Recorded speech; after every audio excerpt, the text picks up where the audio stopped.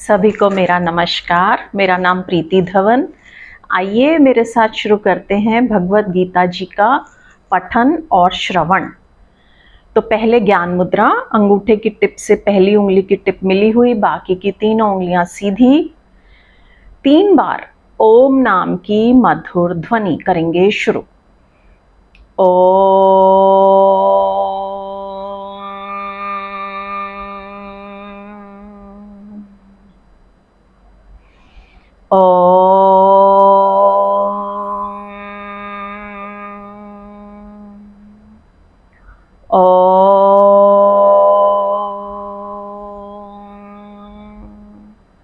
ॐ सहनाववतु सहनौ भुनक्तु सह वीर्यं करवावहै तेजस्विनावधीतमस्तु मा विद्विषावहै। ओम शांति शांति शांति।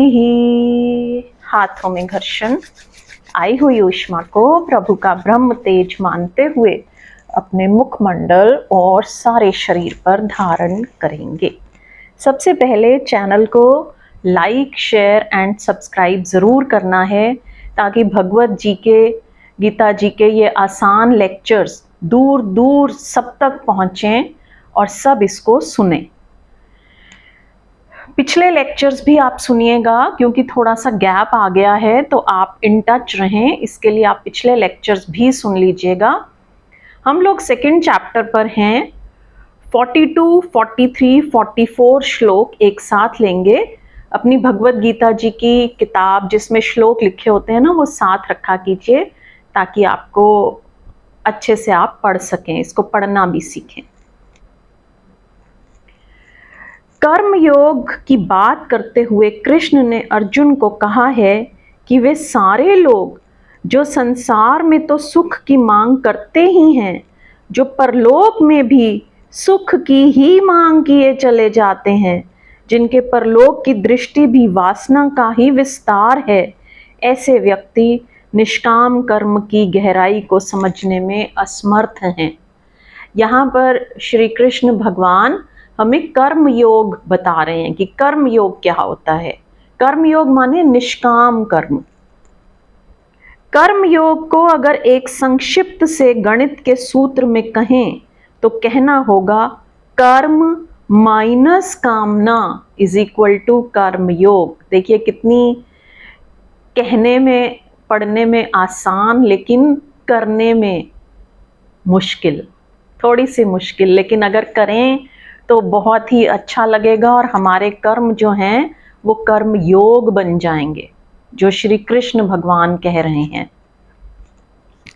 जहां कर्म से कामना ऋण कर दी जाती है, तब जो शेष रह जाता है वही कर्म योग है।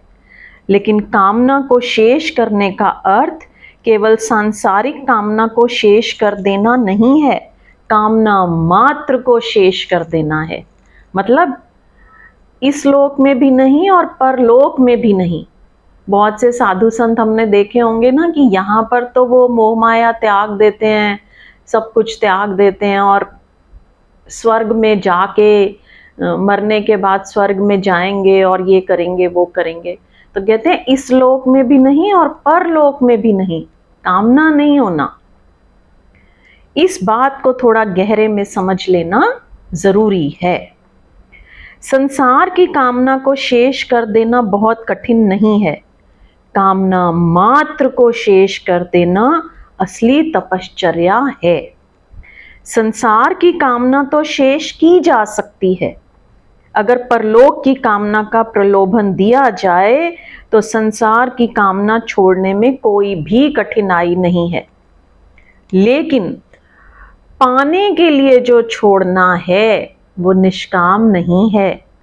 वो पाना चाहे परलोक में हो, वो पाना चाहे भविष्य में हो, इससे बहुत फर्क नहीं पड़ता। पाने की आकांक्षा को आधार बनाकर जो छोड़ना है वही कामना है, वही कामग्रस्त चित्त है। वैसा चित्त कर्मयोग को उपलब्ध नहीं होता।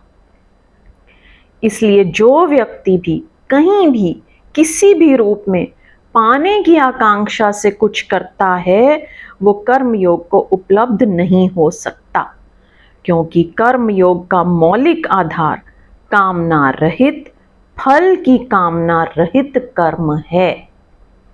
कठिन है बहुत, क्योंकि साधारणतः हम सोचेंगे कि कर्म होगा ही कैसे।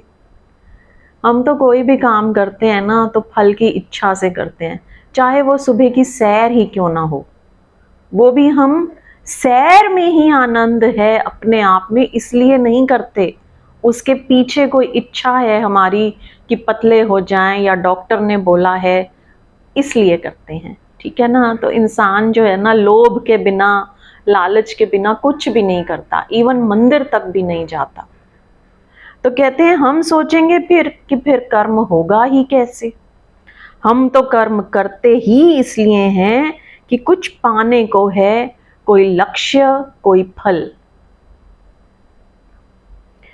कुछ हम चाहते हैं इसलिए कुछ हम करते हैं। चाह पहले, करना पीछे। विषय पहले, कर्म पीछे। आकांक्षा पहले, फिर छाया की तरह हमारा कर्म आता है। अगर हम छोड़ दें चाहना, डिजायर, इच्छा, विषय, तो कर्म आएगा कैसे? मोटिवेशन नहीं होगा। अगर हम पश्चिम के मनोविज्ञान से भी पूछें, जो कि मोटिवेशन पर बहुत काम कर रहा है, कर्म की प्रेरणा क्या है, तो पश्चिम के पूरे मनोविज्ञान एक स्वर से कहते हैं कि बिना कामना के कर्म नहीं हो सकता है।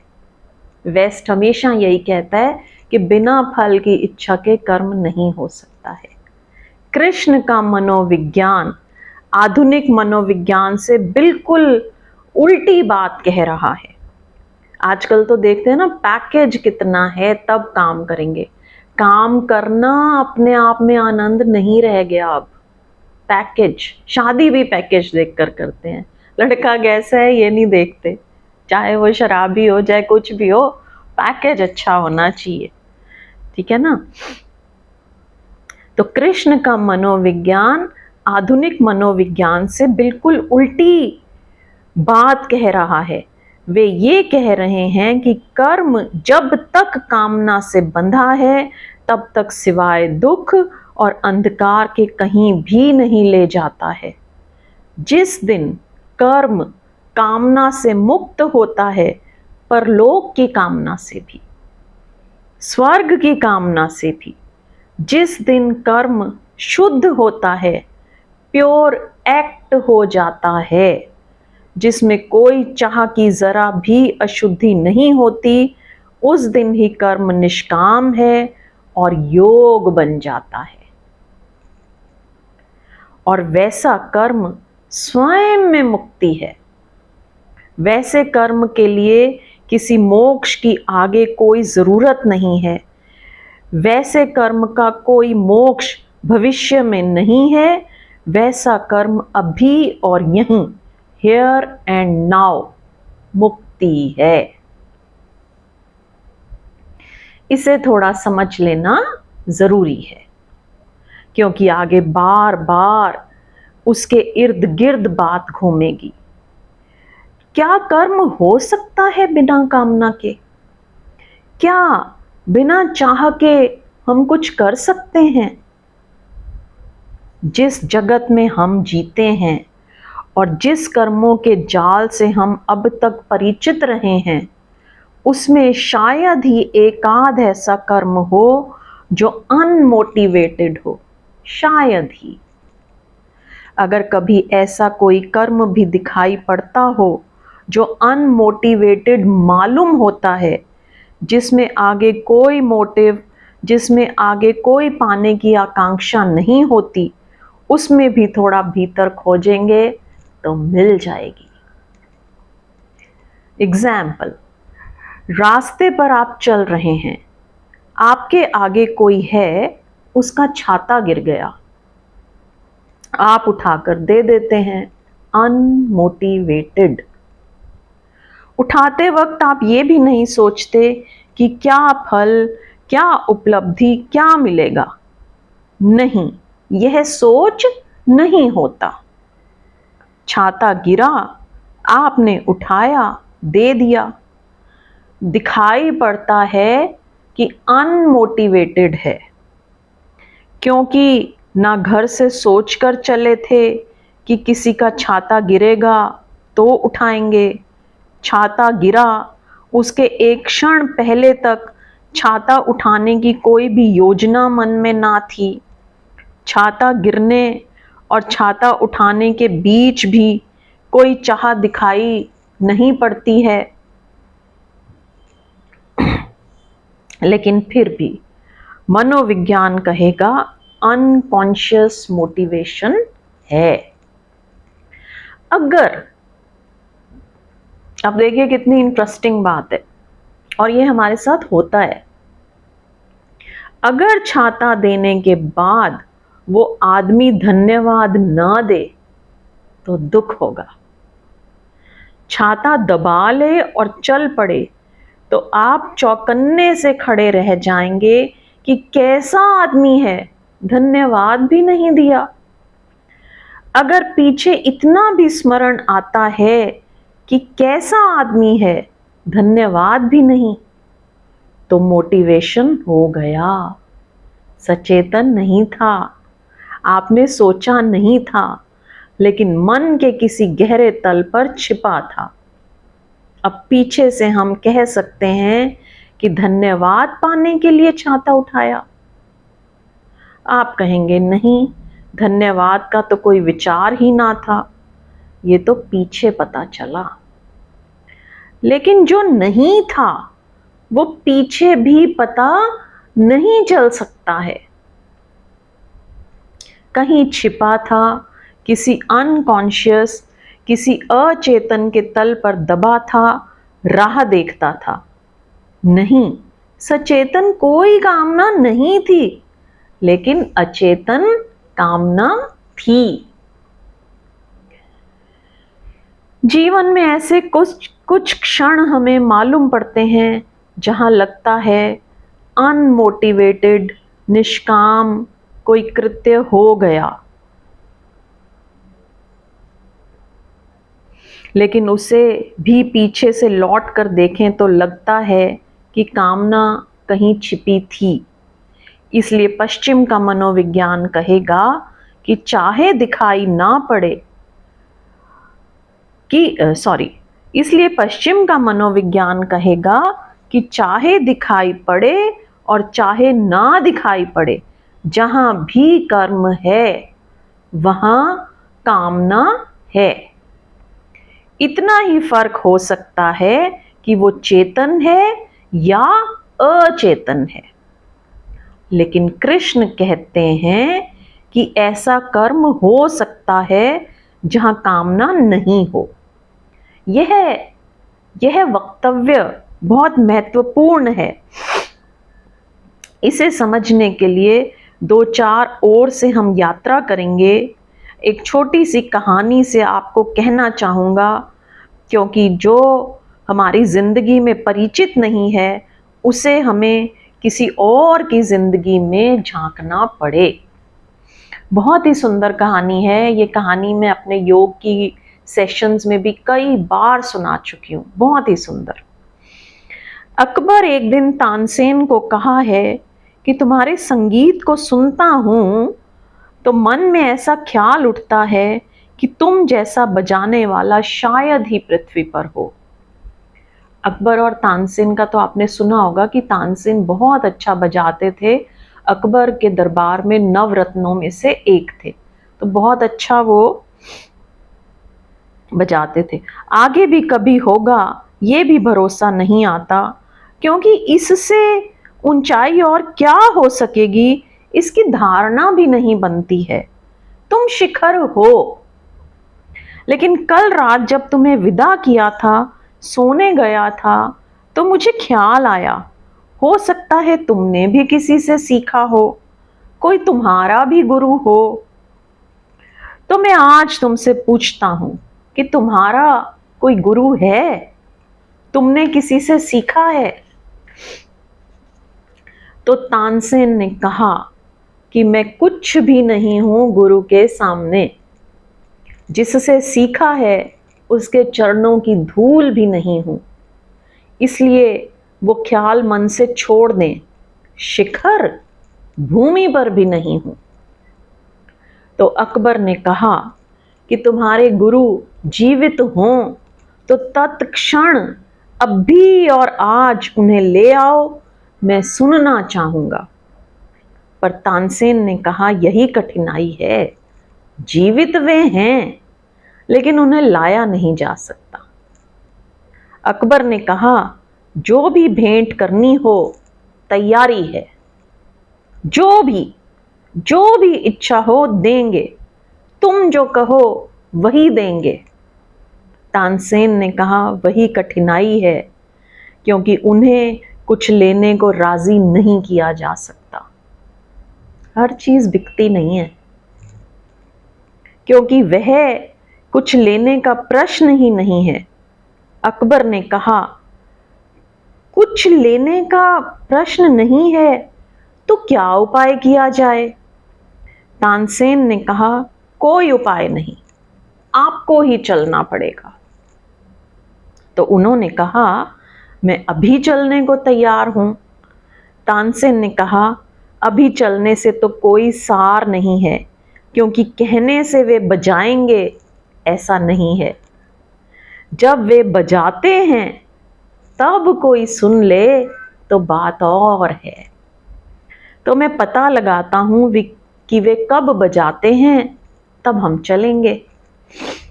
पता चला हरिदास फकीर उसके गुरु थे, यमुना के किनारे रहते थे। पता चला रात 3 बजे उठकर वे बजाते हैं और नाचते हैं। अकबर और तानसेन चोरी से झोंपड़ी के बाहर ठंडी रात में छिपकर बैठे रहे। पूरे समय अकबर की आंखों से आंसू बहते रहे, एक शब्द बोला नहीं। संगीत बंद हुआ, वापस होने लगे, सुबह फूटने लगी। राह में भी तानसेन से अकबर बोला नहीं। महल के द्वार पर तानसेन से इतना ही कहा कि अब तक सोचता था कि तुम जैसा कोई भी नहीं बजा सकता, अब सोचता हूं तुम हो कहां। लेकिन बात क्या है, तुम अपने गुरु जैसा क्यों नहीं बजा सकते? देखिए कितनी सुंदर बात तानसेन जी उत्तर देते हैं। वो कहते हैं बात तो बहुत साफ है, मैं ये लाइन मन में बिछा लीजिएगा, मैं कुछ पाने के लिए बजाता हूं और मेरे गुरु ने कुछ पा लिया है इसलिए बजाते हैं। ब्यूटीफुल लाइन, फिर से पढ़ती हूं। मैं कुछ पाने के लिए बजाता हूं और मेरे गुरु ने कुछ पा लिया है इसलिए बजाते हैं।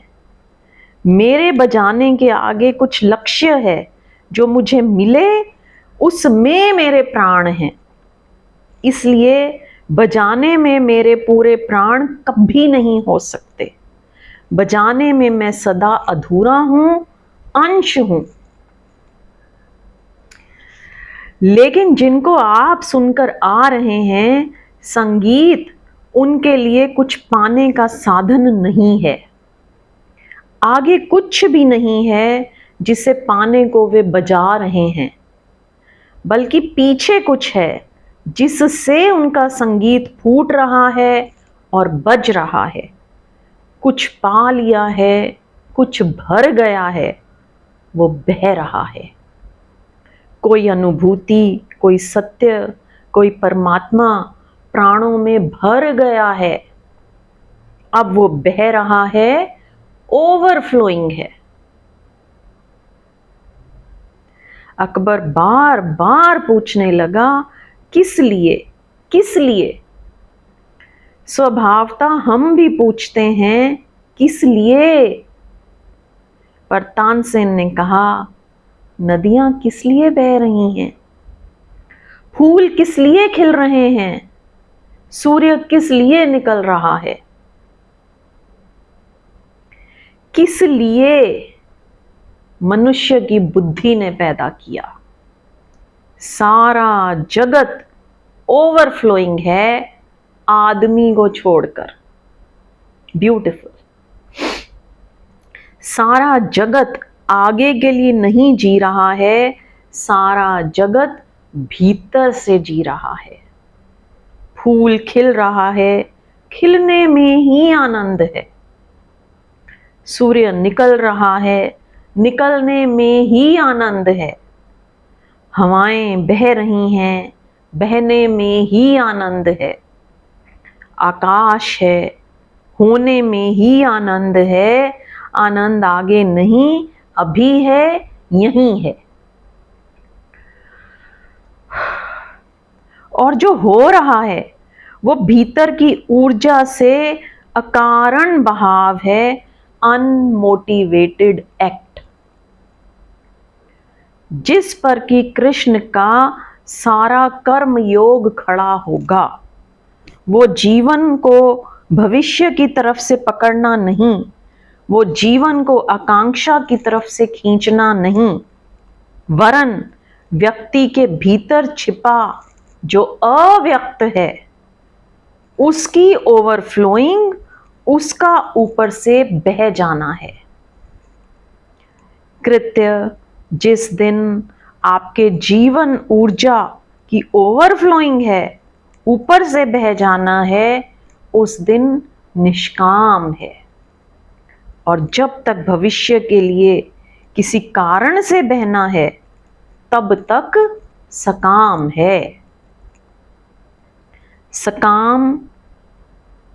सकाम कर्म योग नहीं है, निष्काम कर्म योग है। अगर एक व्यक्ति मंदिर में भजन गा रहा है और इस भजन में भी इतनी कामना है कि ईश्वर को पा लूं, तो ये भजन व्यर्थ हो गया, ये भजन योग ना रहा। ईश्वर को पाने की कामना भी कामना ही है, और कामना से कभी ईश्वर पाया नहीं जाता। ईश्वर तो निष्कामना में उपलब्ध है। अगर भजन में इतनी भी कामना है कि ईश्वर को पा लूं, तो भजन व्यर्थ हुआ। अगर प्रार्थना में इतनी भी मांग है कि तेरे दर्शन हो जाएं, तो प्रार्थना व्यर्थ हो गई। लेकिन प्रार्थना अनमोटिवेटेड है, नहीं किसी को पाने के लिए, वरन भीतर के भाव से जन्मी है और अपने में पूरी है। अपने में पूरी है, आगे कुछ द्वार नहीं खोज रही है, तो प्रार्थना है। और उसी क्षण में प्रार्थना सफल है जिस क्षण प्रार्थना निष्काम है। प्रत्येक कर्म प्रार्थना बन जाता है अगर निष्काम बन जाए, और प्रत्येक प्रार्थना बंधन बन जाती है अगर सकाम बन जाए। लेकिन हम जैसे दुकान चलाते हैं वैसे ही पूजा भी करते हैं। ब्यूटीफुल। दुकान भी मोटिवेटेड होती है, पूजा भी। दुकान में भी कुछ पाना होता है, पूजा में भी। पाप भी करते हैं तो भी कुछ पाने को करते हैं, पुण्य भी करते हैं तो भी कुछ पाने को करते हैं, है ना। धर्मशाला के कमरों के बाहर अपने नाम की तख्ती लगवाई होती है। और कृष्ण कह रहे हैं कि पाने के लिए करना ही अधर्म है। पाने की आकांक्षा के बिना जो कृत्य का फूल खिलता है, the flowering of the pure act, शुद्ध कर्म जब खिलता है बिना किसी कारण के।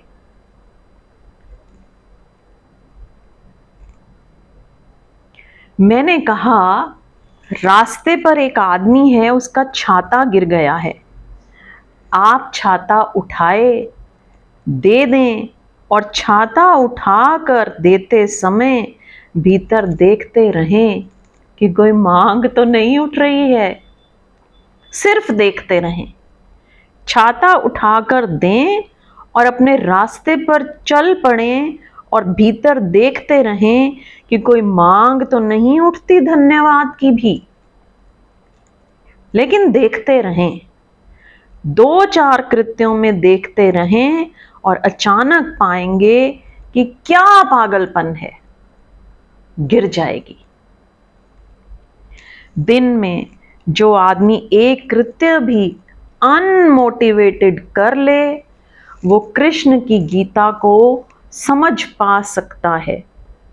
एक कृत्य भी 24 घंटे में अनमोटिवेटेड कर ले, जिसमें कि कुछ ना हो, चेतन अचेतन कोई मांग ना हो, बस किया और हट गए और चले गए, तो कृष्ण की गीता को और कृष्ण के कर्म योग को समझने का मार्ग खुल जाएगा।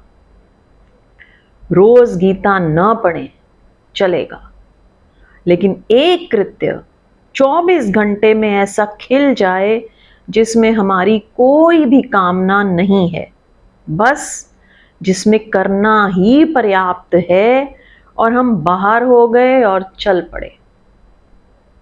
मेरे रोंगटे खड़े हो गए हैं पढ़ के, इतना सुंदर। इसको कर्म योग बोलते हैं। और यह जो कृष्ण अर्जुन से कह रहे हैं वो पूरा का पूरा प्रयोगात्मक है, एक्सपेरिमेंटल है, होगा ही। यह कोई गुरुकुल में बैठकर किसी वृक्ष के तले किसी आश्रम में हुई चर्चा नहीं है। ये युद्ध के स्थल पर जहां सघन कर्म प्रतीक्षा कर रहा है, वहां हुई चर्चा है। कर्म योग का सार, काम से कामना गई। हमने तो काम शब्द ही रखा हुआ है कर्म के लिए, क्योंकि काम कामना से ही बनता है। हम तो कहते हैं काम वही है जो कामना से चलता है, लेकिन कृष्ण कहते हैं काम से अगर कामना घट जाए तो कर्मयोग। तो फिर साधारण कर्म नहीं रह जाता है, वह योग बन जाता है। और योग बन जाए तो न पाप है, न पुण्य है, न बंधन है, न मुक्ति है, दोनों के बाहर है व्यक्ति। आज इतना ही। आगे नेक्स्ट सेशन में हम लोग योग के सेशंस भी लेते हैं, दिन में 2 बार। अगर आप चाहें तो हमारे साथ योग भी कर सकते हैं, मुझे कॉल करके। मेरा नंबर है 9953244526। आज इतना ही। आइए ज्ञान मुद्रा में एक बार ओम की ध्वनि और शांति पाठ।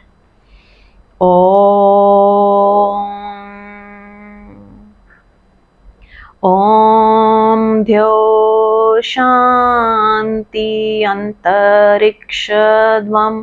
शांति पृथ्वी शांतिराप शांतिरोषधया शांति वनस्पतया